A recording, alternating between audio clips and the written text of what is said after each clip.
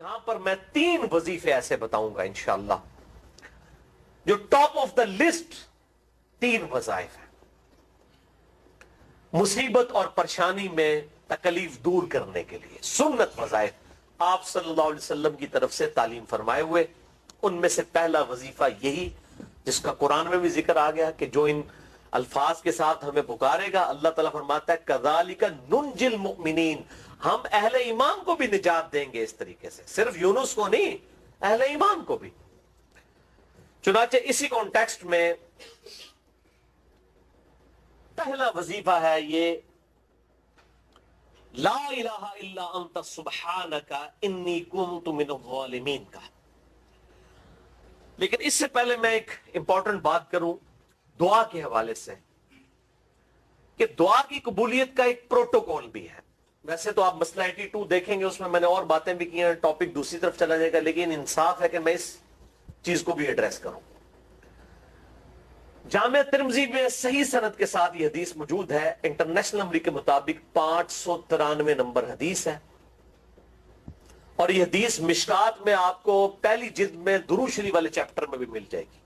और मिशकात को मैंने डिक्लेयर किया है, Mishkat is the encyclopedia of हदीस, यानी आपको जितनी हदीसें स्कैटर्ड फॉर्म में मिलेंगी कुतुब सित्ता और इससे भी बाहर 13 किताबों में, मिशकात में आपको मिल जाएंगी।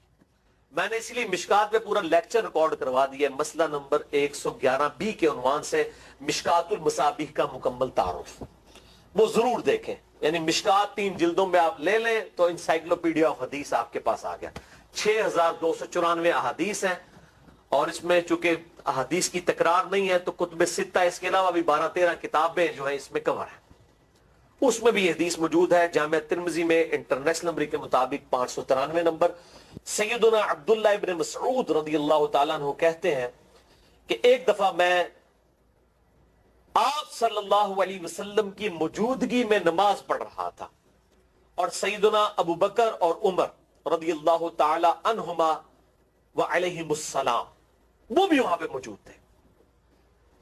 मैं नमाज के जब यानी कि तशहुद में बैठा, मैंने अल्लाह की हम्द की, अत्तहियातु लिल्लाहि वस्सलावातु वत्तय्यिबात, उसके बाद दुरूद पढ़ा और उसके बाद मैंने दुआ मांगना शुरू की तो आप सल्लल्लाहु अलैहि वसल्लम ने इरशाद फरमाया सल तुअता, मांग तुझे दिया जाएगा, मांग तुझे दिया जाएगा। यानी जो दुरूद शरीफ और जिक्र के जरिए मुतवज्जे होता है अल्लाह ताला उसकी दुआ कबूल करता है। और फिर इब्न मसूद उधर ही रवायत करते हैं, साथ ही जामिया तिर्मिज़ी में दूसरी हदीस है सही सनद के साथ कि एक शख्स आया, उसने जो है वो नमाज के दौरान हम्दो दुरूद के बगैर डायरेक्ट अल्लाह से मांगना शुरू कर दिया। तो जब वो फारिग हुआ आप सल्लल्लाहु अलैहि वसल्लम ने उसे बुलाकर कहा कि साइल तूने मांगने में जल्दी की, तुझे चाहिए कि जब दुआ मांगने लगे पहले अल्लाह की हम्द बयान कर, फिर मुझ पर दुरूद पढ़ और फिर अल्लाह की तरफ मुतवज्जे। और उस हदीस में आता है कि एक और शख्स आया, यानी इब्न मसूद वो खुद थे, और उसने अल्लाह की हम्द और दुरूद के जरिए दुआ मांगी तो आप सल्लल्लाहु अलैहि वसल्लम फरमाया सल तुअता, मांग तुझे दिया जाएगा, मांग तुझे दिया जाएगा। दुरूद शरीफ पे मैं अलग से भी लेक्चर दे चुका हूं, मसला नंबर 56 के उन्वान से 2 घंटे की गुफ्तगू है। दुरूद शरीफ के सही फजाइल और सही अहकाम व मसाइल बड़ी डिटेल के साथ हर एंगल से दुरूद शरीफ के हवाले से आपको वो समझ ले कि इंसाइक्लोपीडिया है वो लेक्चर, मसला नंबर 56 ahlesunnatpark.com पे।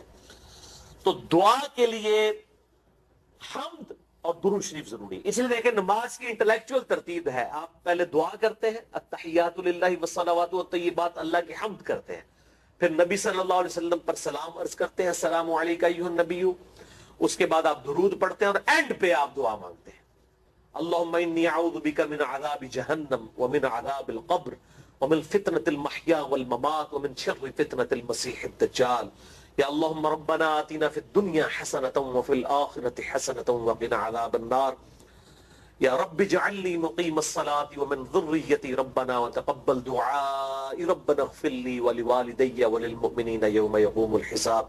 कोई भी दुआएं मांगे, ये भी मांगे जो मैं वज़ाइफ बता रहा हूं, क्योंकि बुखारी और मुस्लिम की मुत्तफ़क़ुन अलैह हदीस है। मिशकात में आपको तशहुद वाले चैप्टर में हदीस मिल जाएगी कि नमाज में तशहुद में दुरूद के बाद जो चाहो अपने रब से मांगो, यानी अरबी में मांगना होगा, दुआएं मांगे, दुआएं मासूरा किताब सुन्नत में जितनी है वो मांगे, इसके अलावा भी मांग सकते हैं अगर अल्फाज दुरुस्त हो लेकिन अरबी जुबान में। تو یہ پہلا وظیفہ جامعہ ترمذی میں انٹرنیشنل نمبر کے مطابق 3505، مشکات میں 2292 نمبر یہ حدیث ہے، اور قرآن حکیم میں تو ہم پڑھ چکے ہیں سورۃ الانبیاء آیت نمبر 87 اور 88 میں آپ صلی اللہ علیہ وسلم نے ارشاد فرمایا کہ یونس علیہ السلام نے مچھلی کے پیٹ میں اپنے رب کو ان الفاظ کے ساتھ پکارا تھا، لا الہ الا انت سبحانک انی کنت من الظالمین، اور پھر آپ صلی اللہ علیہ وسلم نے فرمایا کہ جو کوئی شخص اپنے کسی بھی معاملے میں، کسی بھی پریشانی میں اس دعا کے ذریعے اللہ کی طرف متوجہ ہو، اللہ تعالیٰ اس کی دعا کو قبول فرما لیتا ہے۔ اور قرآن میں بھی آ گیا نا کذالک ننجی المؤمنین، اور کتنا بڑا فتویٰ آیا میرے بھائیوں سورہ الصافات 143 144، فلولا انہ کان من المسبحین، اگر یونس ہمیں ان الفاظ میں ہماری تسبیح نہ کرتا، للبث فی بطنہ الی یوم یبعثون، تو مچھلی کے پیٹ میں قیامت تک مچھلی کے پیٹ میں رہتا اگر اس طرح نہ ہمیں پکارتا، اس کی قبر مچھلی کا پیٹ بن جاتی۔ یعنی یہ اتنا عطاب، اور وہ دور ہو گیا اس دعا سے، بہت بڑے اسماء اعظم میں سے ہے۔ تو یہ بہترین دعا، بہترین وظیفہ، اسماء اعظم میں سے بہترین چیز، اور سب سے بڑھ کر جو میں نے بات کی کہ بہترین استغفار، اللہ سے توبہ مانگنے کا بہترین ذریعہ۔ اور کس طریقے سے؟ اے اللہ تو تو پاک ہے نا، تجھ سے تو غلطی نہیں ہوگی، میں بندہ ہوں غلطی کروں گا، اللہ نے تو معاف کرنا ہے نا، کیونکہ جب بندے نے اپنی عاجزی کا اظہار کر لیا ہے اور اللہ تعالیٰ کو بتایا اللہ یہ تیری کوالٹی ہے، تو غلطی نہیں کرتا، تو میں تو انسان ہوں غلطی کروں گا۔ تو یہ ہے پہلا وظیفہ۔ دوسرا وظیفہ وہ بھی جامعہ ترمذی میں انٹرنیشنل نمبر کے مطابق 3524 نمبر حدیث ہے، لیکن ترمذی کا طریق جو ہے وہ ضعیف ہے۔ یہ میں پہلے بتا دوں، امام ترمذی نے ساتھ لکھا ہے یہ روایت کمزور ہے، لیکن ضروری نہیں ہوتی کہ روایت اگر ترمذی میں کمزور ہے تو کہیں اور وہ روایت صحیح نہیں موجود ہے۔ اس کی صحیح سند المستدرک للحاکم میں انٹرنیشنل نمبر کے مطابق 1862 نمبر موجود ہے، اور سنن نسائی الکبریٰ میں 10492 نمبر ہے، اور مشکات میں بھی 2454 نمبر حدیث ہے انٹرنیشنل نمبر کے مطابق۔ تو صحیح سند المستدرک للحاکم اور سنن نسائی الکبریٰ کے اندر موجود ہے،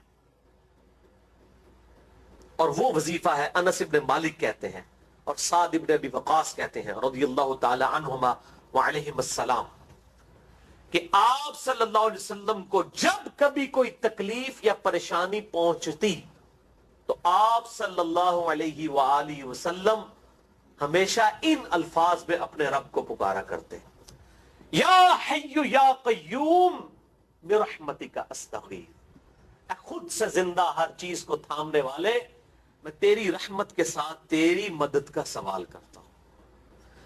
استغیث بولیں گے نا الف کے ساتھ، حمزہ کے ساتھ، تو یہ سنگولر کا صیغہ ہوگا، اور اگر ہم بولیں گے نستغیث نون کے ساتھ تو یہ جمع کا صیغہ بن جائے گا۔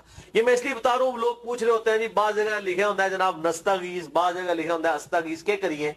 وہ نستغیث جمع کا صیغہ بنا لیا جاتا ہے، جیسے دعا ہے سنن ابی داؤد میں اللہم اجرنی من النار، لیکن اگر جمع کا صیغہ بنائیں گے تو اللہم اجرنا من النار ہو جائے گا۔ اس طریقے سے دعائے قنوت کے الفاظ ہیں اللہم اہدنی فی من ہدیت، تو جمع کا صیغہ ہوگا اللہم اہدنا فی من ہدیت۔ یہاں پر بھی ہے یا حی یا قیوم برحمتک استغیث سنگولر کا صیغہ، اور نستغیث پلورل کا صیغہ، جمع کا صیغہ۔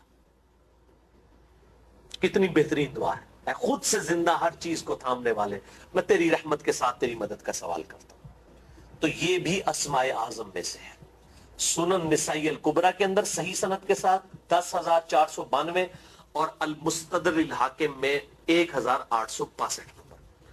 اب یہاں پہ میں ایک ضمناً بات بتا دوں سنن نسائی الکبریٰ کے بارے میں، چونکہ اکثر لوگ پوچھتے ہیں۔ میرے بھائیوں، ایک سنن نسائی وہ ہے جو کتب ستہ میں ہم پڑھتے ہیں، اس میں یہ کتاب لکھی ہے امام احمد بن شعیب نسائی رحمہ اللہ تعالی المتوفا 303 ہجری. کتب ستہ میں یہ ویسے 5ویں نمبر پہ گنی جاتی ہے، لیکن بخاری اور مسلم کے بعد دنیا میں سب سے صحیح ترین کتاب سنن نسائی ہے. سب سے کم ضعیف حدیثیں اس کے اندر ہیں. بخاری مسلم کے بعد تیسرا نمبر اس کتاب کا ہے. دنیا کی کوئی حدیث کی کتاب بخاری مسلم کے بعد صحیح نہیں ہے جتنی سنن نسائی ہے. سنن نسائی جو ہمارے پاس کتب ستہ میں ہے نا، اس میں ہے 5761 احادیث انٹرنیشنل نمبر کے مطابق. اور یہ ساری انٹرنیشنل کتابیں عربی میں، انگلش میں اور اردو میں ہماری ویب سائٹ اہل سنت پاک.com پہ فری اس کا PDF موجود ہے، آپ ڈاؤن لوڈ کر سکتے ہیں. 5761 احادیث ہیں اس سنن نسائی میں جو ہمارے پاس ہے.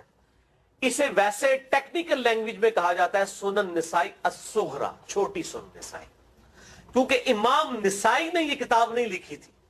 امام نسائی نے کتاب لکھی تھی سنن نسائی الکبرا، بڑی سنن نسائی، اور اس میں حدیث ہیں انٹرنیشنل نمبر کے مطابق 11770. بخاری مسلم سے بھی زیادہ حدیث ہیں اس میں. لیکن یہ امام نسائی کے ایک شاگرد تھے امام ابن السنی، انہوں نے اس کو مختصر کر کے نا چھوٹی کتاب بنا دیا، اور اب پبلک میں یہی چھوٹی کتاب مشہور ہے. اس کی وجہ سے جب ہم سنن نسائی الکبرا کا آپ مشکات میں دیکھیں گے نا تو وہ فرق نہیں کرتے ہیں. جب وہ سنن نسائی کا حوالہ دیتے ہیں نا تو آپ کو نسائی میں وہ ملے گا بھی نہیں، وہ الکبرا میں ہوتا ہے، کیونکہ وہ اس تفریق کو مانتے نہیں. وہ تو سنن نسائی الکبرا کو سنن نسائی مانتے ہیں، جبکہ ہماری پبلک جو ہے وہ سنن نسائی، وہ میں وہ حوالہ دے رہا ہوتا ہوں کہ جی سنن نسائی الکبرا میں 9928 نمبر حدیث ہے کہ جو آیت الکرسی پڑھ لے فوراً بعد عشاء کسی بھی نماز کے فرض کے فوراً بعد تو مرتے ہی جنت میں داخل ہوگا. تو لوگ کہتے ہیں جناب نسائی تے حدیث ہیں جناب 5761 ہیں، تسی 9928 کی تمہیں دس دو. تو میں ساتھ حالانکہ بول رہا ہوتا ہوں سنن نسائی الکبرا، میں نے کبھی اس کے بغیر نہیں بولا. تو الکبرا سے آپ کا دماغ تو کام کرنا چاہیے، الکبرا کیوں بول رہا ہے ساتھ؟ کوئی یہ سغرا بھی ہے جس کی یہ الکبرا ہے بڑی، اور ہمارے گرین کارڈ میں یہ وظیفہ لکھا ہوا ہے الکبرا کے ساتھ. اسی طریقے سے جو میرا وہ واقعہ کربلا کے اوپر 150 اسناد پر مشتمل پمفلٹ ہے، ریسرچ پیپر نمبر 5B واقعہ کربلا کا حقیقی پس منظر 72 صحیح الاسناد احادیث کی روشنی میں. 72 کا تو ٹائٹل ہے شہداء کربلا کی نسبت سے، احادیث اس میں 150 ہیں. اس میں اکثر حدیثوں کے حوالے میں نے سنن نسائی الکبرا سے دیے ہوئے ہیں. وہ لوگ کہتے ہیں مل ہی نہیں رہی ہے، تو میرے بھائی وہ سنن نسائی الکبرا آپ کے پاس ہوگی تو آپ کو ملے گا نا. تو سنن نسائی الکبرا الگ سے وہ اصل کتاب ہے، اس میں سے سنن نسائی الصغرا بنائی گئی ہے. اسی سنن نسائی الکبرا کا چیپٹر ہے خصائص علی، جس میں 194 حدیث ہیں سیدنا مولا علی رضی اللہ تعالیٰ عنہ و علیہ السلام کی شان میں. امام نسائی نے ناسبیوں کے خلاف وہ کتاب کا وہ چیپٹر لکھا، وہ خصائص علی چیپٹر ہے سنن نسائی الکبرا کا. اس طریقے سے فضائل صحابہ بھی امام نسائی کی جو کتاب ہے وہ بھی اسی کتاب کا چیپٹر ہے. اسی طریقے سے عمل الیوم واللیلہ، صبح و شام کے جو اذکار ہیں وہ چیپٹر بھی اسی سنن نسائی الکبرا میں سے ہے. اسی میں یہ وظیفہ ہے کہ جو آیت الکرسی فرض نماز کے فوراً بعد پڑھتا ہے تو مرتے ہی جنت میں داخل ہوگا. میں نے اس کتاب کے اس چیپٹر کا حوالہ نہیں دیا، وہ الگ سے بھی چیپٹر چھپا ہوا ہے، جس طرح خصائص علی الگ سے ہے، فضائل صحابہ الگ سے ہے. خصائص علی تو ہمیں ہماری ویب سائٹ پہ بھی موجود ہے اہل سنت پاک.com پہ. فضائل صحابہ بھی اردو ترجمے اور تحکیم کے ساتھ چھپ چکی ہے. اور یہ عمل الیوم واللیلہ، دن رات کے جو اذکار ہیں، یہ بھی الگ سے عربی میں چھپی ہوئی ہے. تو میں اس کا حوالہ نہیں دیتا، میں سنن نسائی الکبرا کا کہتا ہوں 9928 آیت الکرسی کا وظیفہ.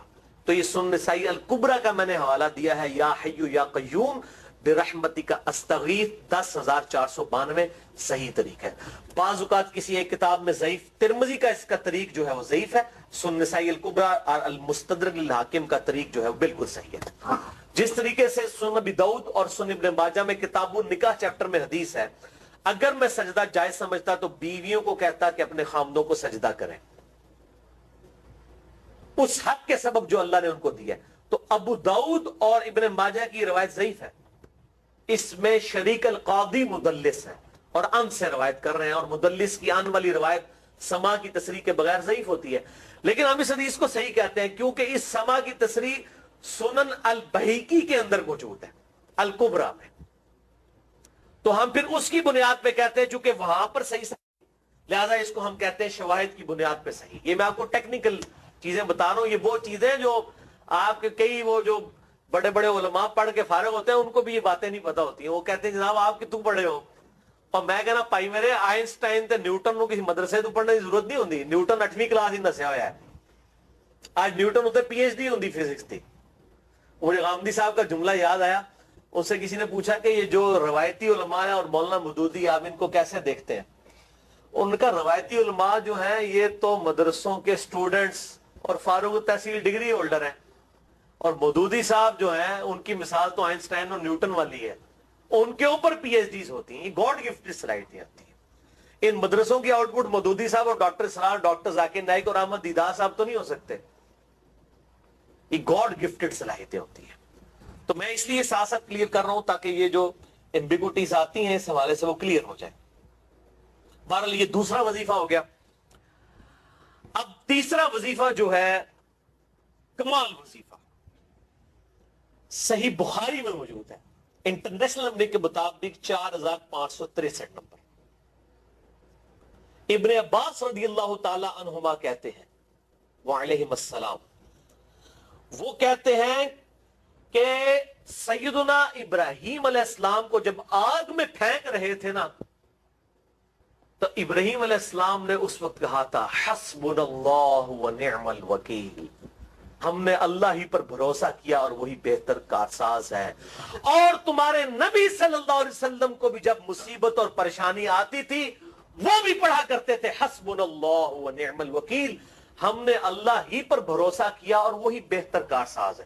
اس کے بعد وہ شعر جو بنا دیا نا، نعم المولا و نعم النصیر، ویسے الگ سے آیت ہے، الگ سے آیت ہے، لیکن یہ شعر نہیں بنانا، بس اتنا ہی وظیفہ ہے، حسبنا اللہ و نعم الوکیل۔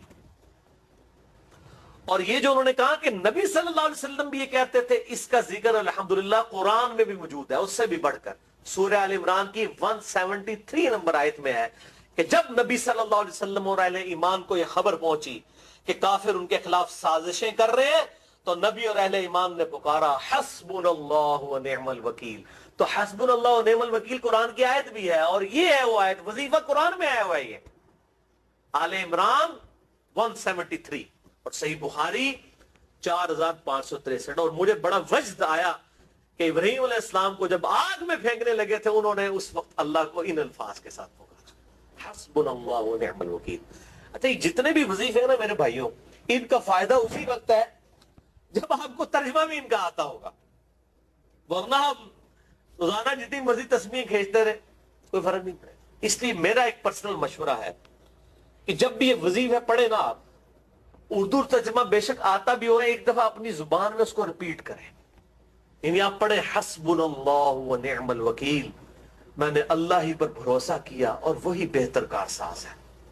آپ دیکھیں یہ صوت القرآن چینل میں جب وہ عربی چل رہی ہوتی ہے، جیسے ہی وہ مراج الدین خان کا ترجمہ شروع ہوتا ہے نا، کیسے کب کبھی تاری ہو جاتی ہے، کیونکہ وہ ہماری زبان میں بات ہو رہی ہوتی ہے نا، ابھی ایویں تو نہیں قیام اللیل میں رو رہے ہوتے، ان کی زبان میں بات ہو رہی ہوتی ہے، اپنی زبان کا اثر ہوتا ہے۔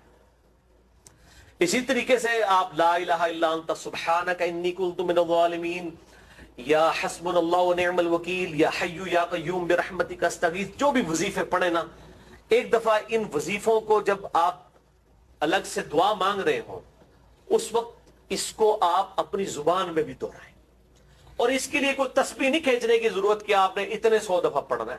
تسبیح تو ویسے ٹھیک ہے، وہ آپ استعمال کر سکتے ہیں، لیکن آپ چلتے پھرتے اٹھتے بیٹھتے ہر وقت جس حالت میں بھی، اور صحیح مسلم میں حدیث ہے کہ یہ جو وظائف ہیں ان کے لیے تو کوئی وضو بھی کیا، غسل بھی پروٹوکول نہیں ہے۔ ہم عائشہ کہتی ہیں نبی صلی اللہ علیہ وسلم حالت جنابت میں بھی اللہ کو یاد کر لیا کرتے تھے، صحیح مسلم میں حدیث موجود ہے، جنابت والے چیپٹر میں ہر حال میں اللہ کو یاد کرتے تھے۔ اور جو قرآن میں بھی دعائیں یا اذکار آئی ہیں نا، جب آپ حالت جنابت میں بھی اس کو کریں گے نا تو اس پہ قرآن کا حکم نہیں لگے گا۔ جامعہ ترمذی اور ابو داؤد میں جو حدیث ہے کہ حضرت علی کہتے ہیں نبی صلی اللہ علیہ وسلم کو حالت جنابت کے علاوہ کوئی اور حالت قرآن پڑھنے سے مانے نہیں ہوتی تھی، تو اس سے مراد قرآن کی تلاوت ہے۔ اگر قرآن کی دعائیں جیسے ہیں بسم اللہ الرحمن الرحیم، یہ بھی تو قرآن ہے، سبحان اللہ بھی تو قرآن ہے، الحمدللہ بھی تو. یہ اذکار جو ہے نا، جب آپ اذکار کی نیت سے پڑھ رہے ہوں گے پھر یہ قرآن نہیں شمار ہوں گے، ذکر شمار ہوں گے. اور اس کے لیے نہ وضو پروٹوکول ہے اور نہ غسل کا ہونا ضروری ہے. ہر حال میں اللہ کو یاد کریں. یونس علیہ السلام نے کتنے یاد کیتا ہے؟ فی الظلمات، مچھلی کے پیٹ میں، جہاں نہ کوئی اگر بتی تھی اور تعفن پھیلا ہوا تھا اور اندھیرا ہی اندھیرا تھا. یہاں پہ وہ جناب کس طرح وہ روشن کرتے ہیں، پھر 1.25 دفعہ پڑھواتے ہیں. یعنی میں بتا رہا ہوں آدھا سچ بڑا خطرناک ہوتا ہے. یعنی آیت کریمہ کی اصلیت تو موجود ہے کتاب و سنت میں، لیکن آدھا جو سچ جھوٹ ساتھ ملا لیا نا، اس کے وجہ سے سارا بیڑا غرق کر دیا. اور بجائے یہ کہ لوگوں کو یہ وظیفہ بتایا جائے کہ اٹھتے بیٹھتے چلتے پھرتے اللہ کو ان الفاظ میں یاد کریں، اس کو انہوں نے کوئی اور ہی رنگ دے دیا ہوا ہے اور اس کو 1.25 دفعہ ختم اور پتہ نہیں کیا کچھ بنا دیا ہوا ہے. تو یہ 3 وظائف تھے بڑے اہم اس حوالے سے، اور میں نے اس کو ضروری سمجھا کہ میں یہ ضرور بتا دوں تاکہ لوگ اس پہ ایجوکیٹ ہوں، ان وظائف کو کریں. اور مسئلہ نمبر 82 میرا الگ سے میرے بھائیوں ریکارڈ ہے. مسئلہ نمبر 82 اسماء اعظم اور دعا کی قبولیت سے متعلق جتنی بھی چیزیں ہیں میں نے اس میں بڑی ڈیٹیل کے ساتھ الحمدللہ کئی اور وظائف بھی بتائے ہیں. لیکن اب وہ اتنے وظائف کوئی جمع کرنے کی ضرورت نہیں ہے. موٹے موٹے 3 وظیفے جو بتا دیے، انہی کو اگر کوئی لے لے اپنی دعاؤں میں انہی وظائف کو کرے تو اللہ تبارک و تعالی ہر معاملے میں جو ہے وہ انشاءاللہ تعالی کفایت فرمانے والا ہے.